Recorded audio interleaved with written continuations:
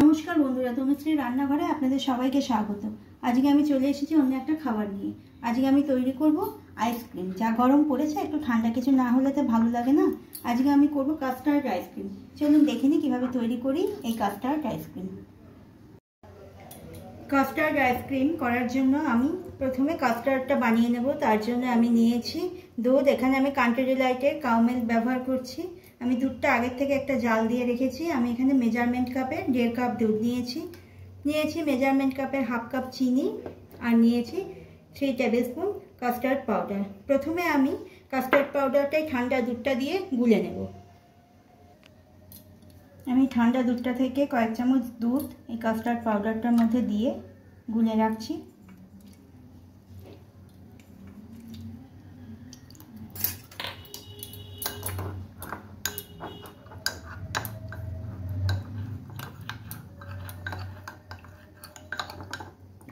দেখুন আমার কাস্টার্ড পাউডারটা সুন্দর করে গোলা হয়ে গেছে। এবার যে বাকি দুধটা আছে আমি সেটাকে গ্যাসে বসিয়ে দেব।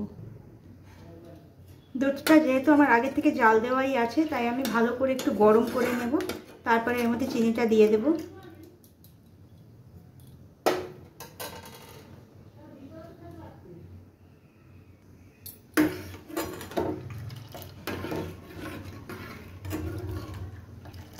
আমার দুধটা সম্পূর্ণ গরম হয়ে গেছে। এই পর্যায়ে আমি এর মধ্যে চিনিটা দিয়ে দিলাম।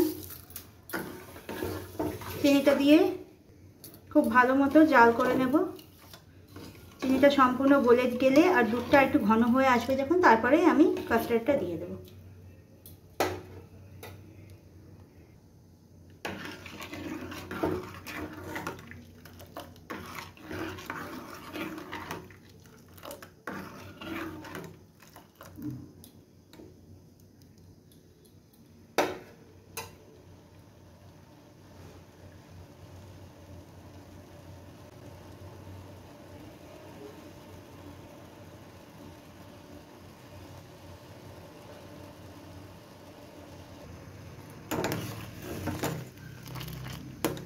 আমার চিনিটা সম্পূর্ণ গলে গেছে, কিন্তু দুধটাকে আমি আরও মিনিট 2 এইভাবে ভালো করে ফুটিয়ে নেব। তারপরে এর মধ্যে কাস্টার্ডটা দিয়ে দেব।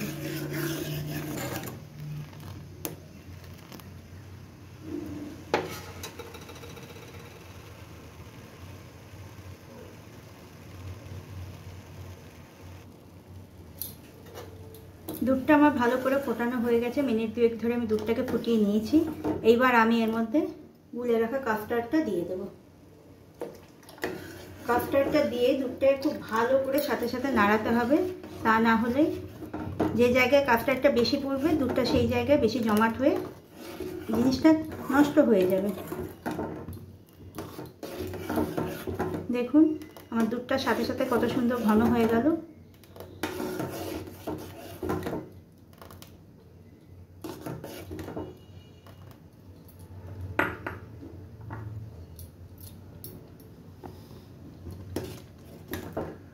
দেখুন, দেখে বুঝতেই পারছেন এটা কতটা ঘন হয়ে গেছে।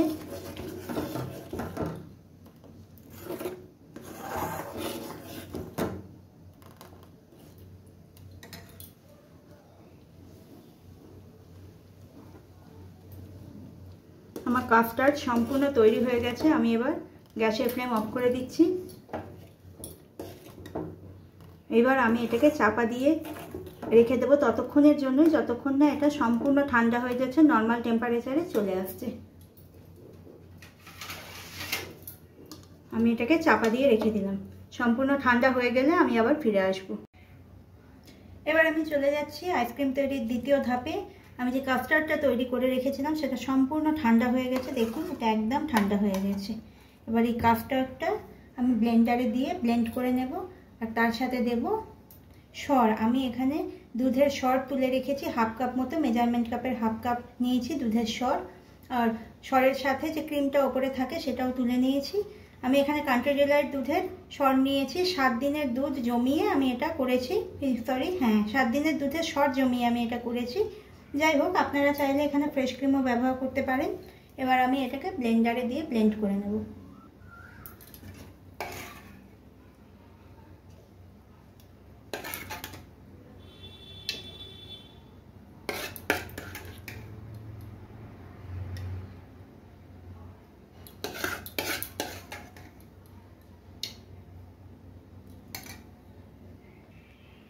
দুধটা শর্টটা এর মধ্যে আমি দিয়ে দিলাম।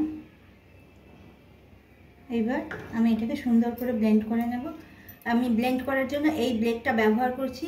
এইটা দিয়ে ব্লেন্ড করলে জিনিসটা অনেকটা বেশি ফ্লাফি হয়।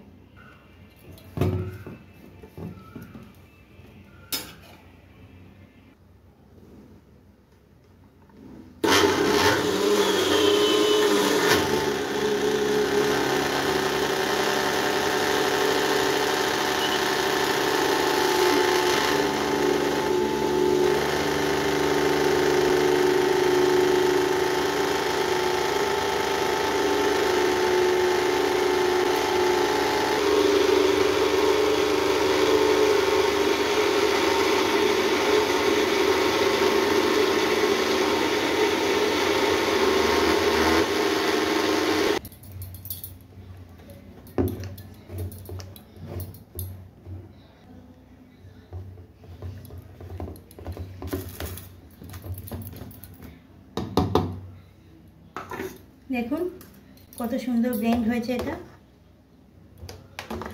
কত স্মুথ হয়েছে। এবার আমি এটাকে একটা এয়ারটাইট বাটির মধ্যে দিয়ে ফ্রিজে রেখে দেবো, ডিপ ফ্রিজে রেখে দেবো 5 ঘন্টার জন্য। আমার একটা পুরনো আইসক্রিমের কৌটো ছিল, আমি ওর মধ্যে এটাকে জমাতে দিচ্ছি। আপনারা যে কোনো রকম এয়ারটাইট কৌটোর মধ্যে এটাকে দিতে পারবেন, কোনো অসুবিধা নেই।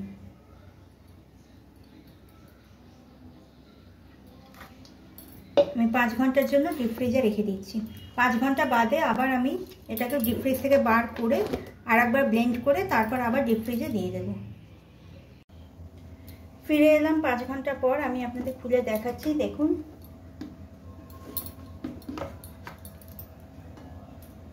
কাস্টার্ডটা এখনো পুরোপুরি জমেনি, অনেকটাই ঘন হয়েছে। এই পর্যায়ে আমি এটাকে মিক্সির জারের মধ্যে দিয়ে আরও একবার ভালো করে ফেটিয়ে নেব। একবারে পুরোটা ফেটানো যাবে না, আমি দুবারে দিয়ে এটাকে ফেটাবো।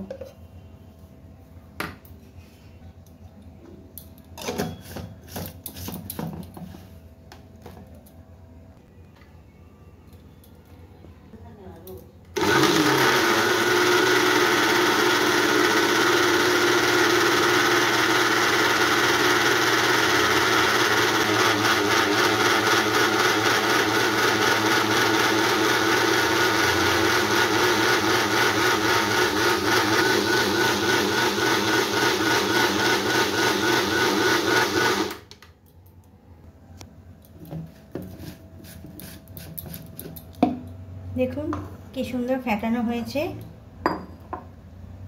কতটা ফ্লাফিও হয়েছে ভেতরটা। আইসক্রিম যখন বানাবেন মিনিমাম এরকম 2 বার আপনারা ফেটিয়ে নেবেন। প্রথমে খানিকটা একবার ফেটিয়ে 5-6 ঘন্টা এভাবে খানিকটা জমিয়ে নেবেন, নিয়ে আবার একবার ফেটিয়ে নেবেন। পুরো মিশ্রণটাকে এভাবে আমি ফেটিয়ে নিচ্ছি।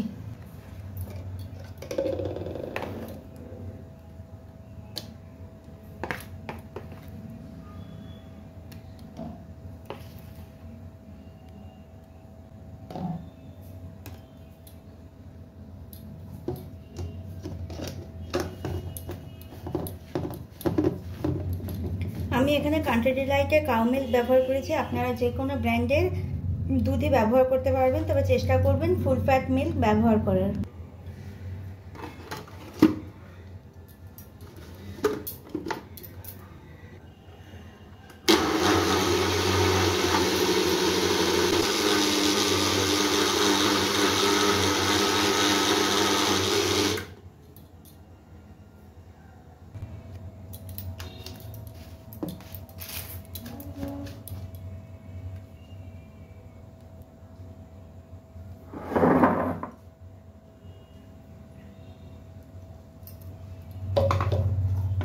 আমার পুরো কাস্টার্ডটাই ফেটানো হয়ে গেছে।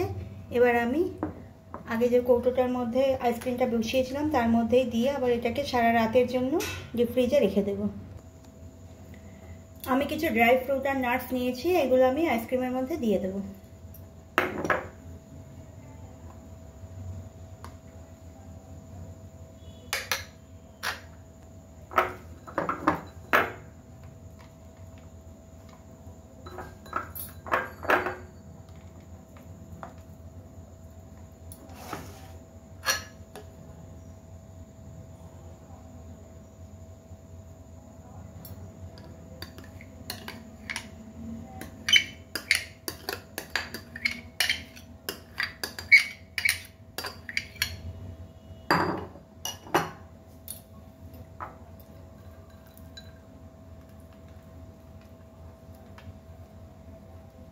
একটুখানি মিশিয়ে দিয়ে এগুলো ভেতরে উপরে সুন্দরভাবে সমানভাবে মিশে থাকবে।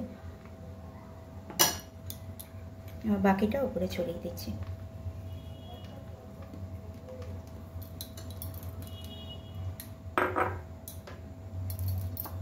এবার আমি এটাকে ডিপ ফ্রিজে রেখে দেবো সারা রাতের জন্য।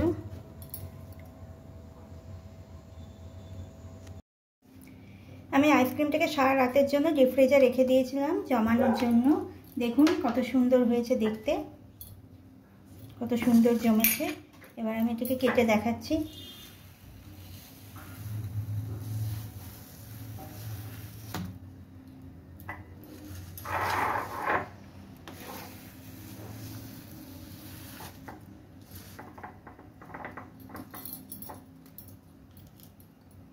দেখুন কত সুন্দর দেখতে লাগছে।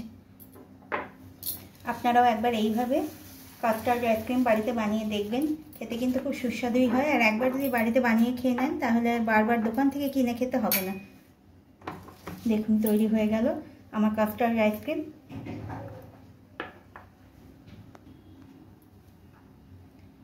আজ এই পর্যন্তই থাক, ফিরে আসবো অন্য কোনো রান্না নিয়ে। আমার রান্না যদি আপনাদের ভালো লেগে থাকে তাহলে প্লিজ আমাকে লাইক, শেয়ার আর সাবস্ক্রাইব করবেন।